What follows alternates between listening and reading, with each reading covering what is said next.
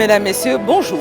Dakar ouvre ses bras au monde et procède en ce jour 4 mai à l'ouverture officielle du forum principal de l'économie sociale et solidaire. Il est enfin temps d'exposer au grand jour ce que le Forum mondial de l'économie sociale et solidaire a posé comme fil rouge pour cette première édition qui se passe en terre africaine. La transition des économies informelles vers les économies collectives, territoriales et durables. Je me voudrais donc solennel. Partout sur le globe, où que vous soyez, Dakar vous parle.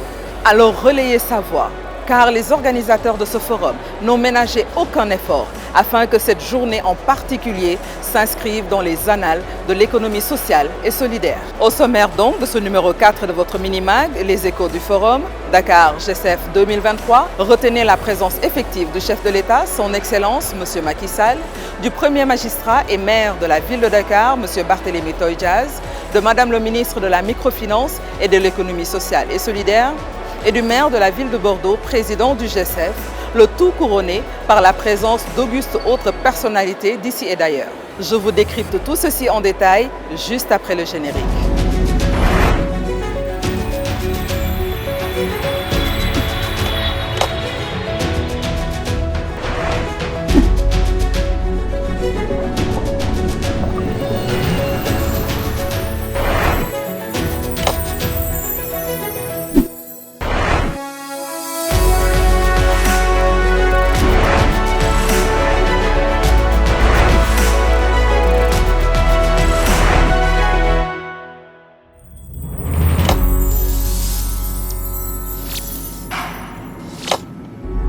Comme on le dit dans le jargon sécuritaire, il fallait montrer patte blanche pour fouler l'enceinte du Grand Théâtre ce jour 4 mai, jour symbolique à tout point de vue.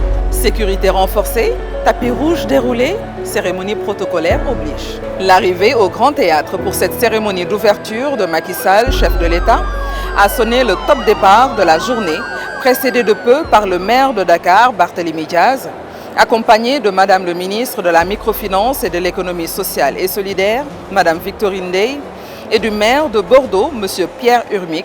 La poignée de main entre ces deux mastodontes de la politique intérieure sénégalaise sonne comme un moment historique, certes, mais surtout reste un signe fort, très fort de réussite de ce Dakar GCF 2023.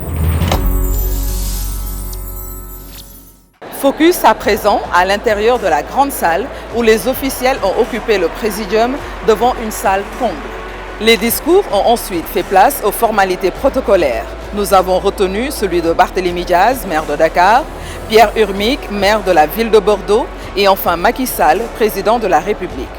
Tous nous ont gratifiés d'un plaidoyer fort et ont pointé du doigt les problématiques liées à l'économie sociale et solidaire, car il faut le rappeler, les récentes périodes d'instabilité économique et politique mondiale accentuées par la Covid-19 ont permis de mettre en avant les failles d'un modèle basé sur le profit maximum et de confirmer, si besoin était, la nécessité de réinventer un modèle de développement alternatif et complémentaire, plus inclusif et durable. Au programme donc de ce forum qui s'est poursuivi, nous avons assisté à une plénière politique avec comme thème le panel des ministres, suivi de 12 ateliers et sessions autogérées économie bleue.